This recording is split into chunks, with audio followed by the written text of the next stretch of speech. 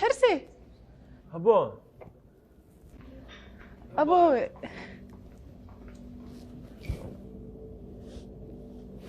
ساتهاي سيتو كوحيسي أنا حتى أكون حس أبوي ما طبسنا هذا في عنا لا، ما الحمد يديك لله الحمد لله. في عنا هاي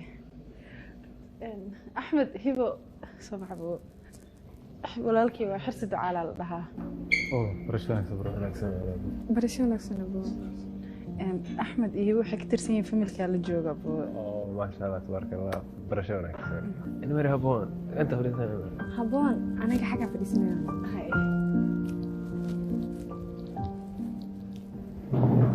ورسته maxaa teleefka marka soo dansiyo ma la heli karo hadduu daaran yahay hadda ma daartay